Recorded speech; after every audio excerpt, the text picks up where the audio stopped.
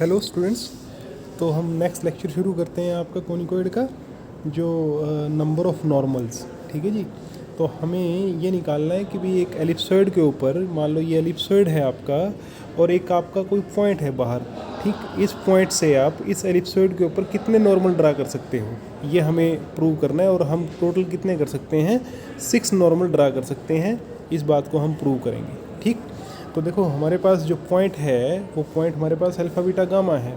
ठीक, तो हमें ये प्रूव कैसे करेंगे इसको, हम एक एलिप्सॉइड की इक्वेशन ले लेते हैं। वो इक्वेशन ये है आपके पास x square upon a square and so on. ठीक है जी। ये क्वेश्चन इंपॉर्टेंट है, देखो 2015 और 10 सभी में आया है। तो चलो ठीक है, आगे चलते हैं। जो नॉर्मल हम इस पॉइंट के ऊपर निकालेंगे, इक्वेशन ऑफ नॉर्मल। ठीक है जी। इस पॉइंट के ऊपर मान लो ये कोनिकोइड, ये एलिप्सॉइड है आपका और ये पॉइंट है आपका। कौन सा पॉइंट है, जहाँ पे आपका x1 है, ये मतलब इसके जो कोऑर्डिनेट्स हैं वो x1 y1 और z1 कोऑर्डिनेट्स है। सपोज ये पॉइंट आपका P है। तो इसके ऊपर जो इक्वेशन है ये हम पीछे प्रूव कर चुके हैं कि जो इसकी इक्वेशन है वो इसके इक्वल होगी नॉर्मल की equation, x minus x1 upon a square. ठीक है ना, ये इक्वेशन होगी। ठीक, तो अब क्योंकि ये जो नॉर्मल है आपका इस अल्फ़ा बीटा गामा से क्रॉस कर रहा है, तो आप x की जगह अल्फ़ा, y की जगह बीटा और z की जगह गामा पुट कर सकते हो। ठीक, तो हमने वही काम किया यहाँ, x की जगह अल्फ़ा, y की जगह बीटा और z की जगह गामा पुट किया। तो ये इसको क्या नाम दे दिया, k नाम दे दिया। अब दोनों जो फर्स्ट और लास्ट जो मेंबर है, इन दोनों को यूज़ करके, फर्स्ट और लास्ट मेंबर को यूज़ करके हम x1 की वैल्यू निकालेंगे, y1 की निकालेंगे। जैसे कि पहले तो हमने x1 की निकाली वैल्यू, फिर हमने सेकंड और लास्ट को यूज़ किया, फिर हमने y1 की निकाली, फिर हमने थर्ड और लास्ट को यूज़ किया, हमने z1 की वैल्यू निकाली। ठीक है ना। अब जो ये पॉइंट है आपका x1 y1 z1, ये जो पॉइंट है आपका x1 y1 z1, ये एलिप्सॉइड के ऊपर तो लाई करता ही है, तो उसकी इक्वेशन को सेटिस्फाई करेगा।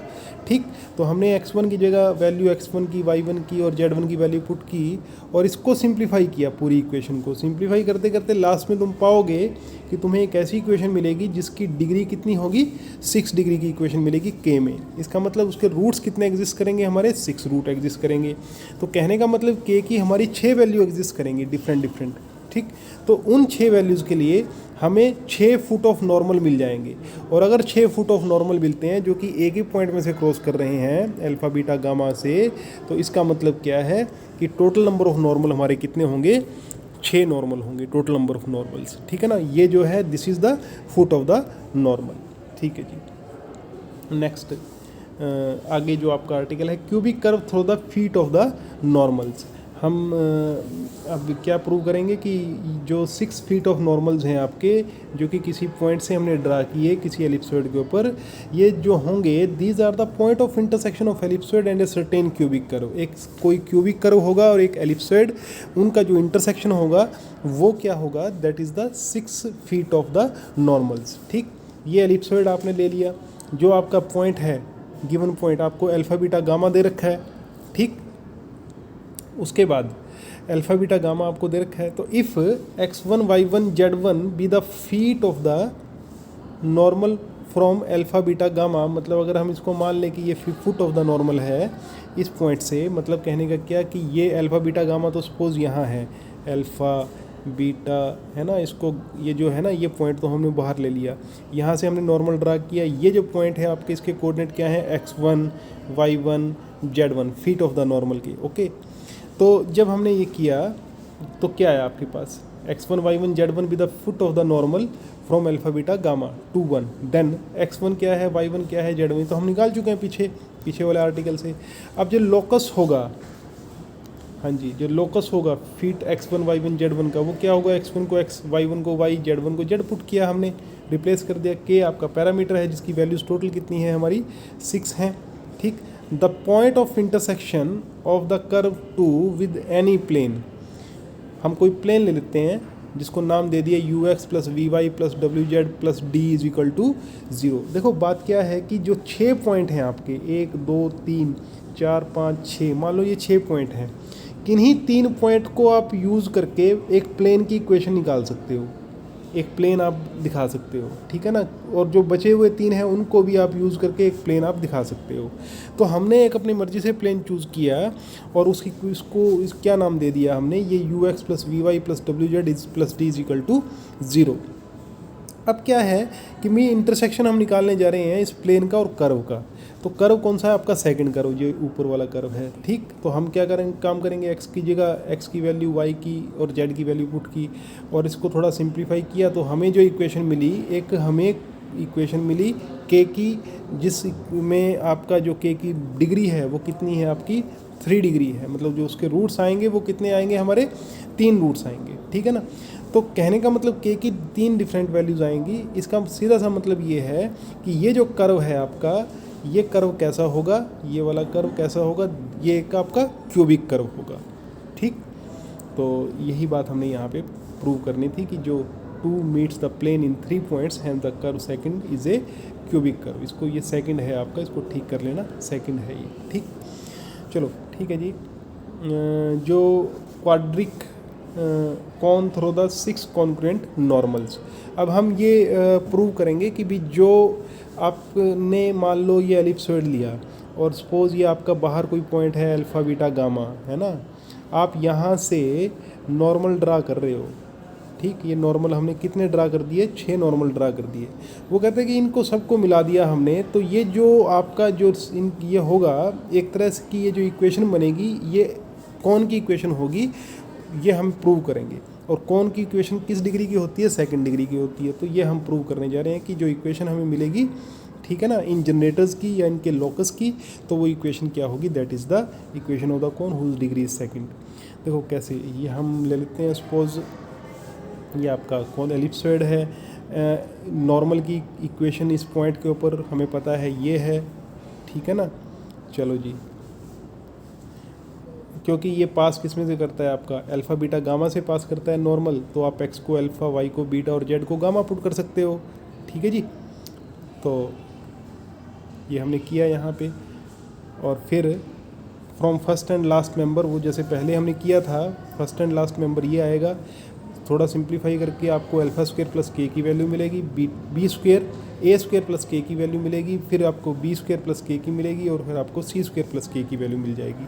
फिर हमने क्या काम किया कि हमने इनसे मल्टीप्लाई कर दिया, बी स्क्वायर माइनस सी स्क्वायर माइनस ए स्क्वायर माइनस बी स्क्वायर से, और फिर ऐड कर दिया। तो एक आप पाओगे कि जो आपका लेफ्ट हैंड साइड है वो क्या हो जाएगी, 0 हो जाएगी, और राइट हैंड साइड आपकी ये होगी, ठीक। और चलो चलते हैं आगे।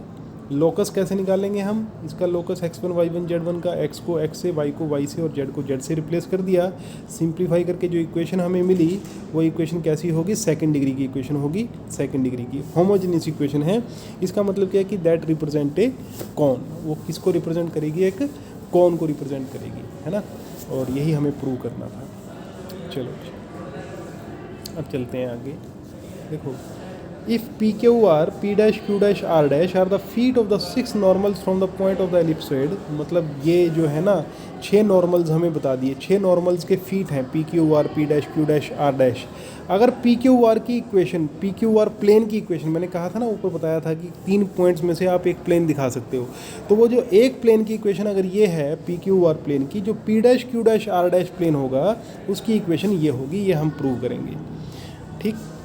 देखो मान लो आपके पास ये एलिप्सॉइड हमने ले लिया, ये आपने प्लेन की इक्वेशन ले ली, और हम मान लेते हैं कि P dash Q dash R dash जो प्लेन है उसकी equation L dash x plus M dash y, ये हमने मान ली। अब जो जॉइंट इक्वेशन होगी दोनों की, सेकंड और थर्ड की, वो जॉइंट इक्वेशन हमारी ये होगी, दोनों को प्रोडक्ट मल्टीप्लाई करके हमने इक्वल टू 0 कर दिया, ठीक है जी। चलो, the equation of any conicoid through the point of intersection of one and the pair of the planes in 4, मतलब जो ऊपर इक्वेशन है आपके पास, ये जो इक्वेशन है ये आपकी किसकी, प्लेन्स की इक्वेशन है, और जो ये एलिप्सॉइड की इक्वेशन ये है आपकी, ये एलिप्सॉइड की इक्वेशन है। तो ऐसा कॉनिकॉइड जो कि इस एलिप्सॉइड में से भी पास होता हो और इन प्लेन्स की जॉइंट इक्वेशन में से भी पास होता हो, तो वो इक्वेशन क्या होगी, वो ये इक्वेशन हम लेकर के चल रहे हैं कि के से जॉइंट इक्वेशन को मल्टीप्लाई कर दिया और एलिप्सॉइड की इक्वेशन में ऐड कर दिया, बराबर कर दिया 0 के। अब जो ये इक्वेशन है ये कॉनिकॉइड की इक्वेशन है। अब कॉनिकॉइड वो कौन कब होगा, ठीक है ना। वो जो कोनिकोइड है वो कौन को कब रिप्रेजेंट करेगा, जब आपका ये एक्स स्क्वेयर और वाई स्क्वेयर और जेड स्क्वेयर और जो कांस्टेंट टर्म है वो क्या हो जाएगी, जीरो हो जाएगी, क्योंकि ये बात हम कर चुके हैं ऊपर प्रूव। अब आप देख सकते हो अभी ऊपर हमने क्या किया था, ये जो इक्वेशन हमने निकाली थी, ठीक है ना, ये जो इक्वेशन मैंने निकाल दी थी, ये क्या लोकस निकाला ना x1 y1 z1 का, जो 6 नॉर्मल्स के फीट हैं उनका लोकस निकाला हमने, और वो क्या आया आपका, एक सेकंड डिग्री की इक्वेशन आई होमोजीनियस, ठीक है ना, जिसके अंदर आपका एक्स स्क्वेयर वाई स्क्वेयर और जेड स्क्वेयर का कोफिशिएंट क्या है, 0 है, और कांस्टेंट टर्म भी क्या है, 0 है। तो वही बात यहाँ पे है कि अगर ये कोनिकोइड आपका, अगर ये कोनिकोइड, कौन सा कोनिकोइड, ये वाला कोनिकोइड अभी जो हमने लिया, ठीक है, ये रिप्रेजेंट करता है कौन को, तो पी की कौन से कौन को, जो कि पी क्यू आर डैश और P Q R dash, P Q R और P dash Q dash R dash में से क्रॉस करता है। तो X square Y square Z square इनके कोफिशिएंट्स बराबर होंगे, और कांस्टेंट टर्म जो है, या सभी के कोफिशिएंट्स जो हैं और कांस्टेंट टर्म किसके बराबर होंगे, 0 के बराबर होंगे। तो वही रिजल्ट हमने यूज़ किया। कोफिशिएंट एक्स स्क्वेयर का यहाँ से निकालना पड़ेगा ऊपर इक्वेशन से, वो ये आएगा, कहाँ से निकालोगे आप, सॉरी यहाँ से, इस इक्वेशन में से आप एक्स स्क्वेयर का कोफिशिएंट वाई स्क्वेयर का निकाल के 0 करोगे, ठीक।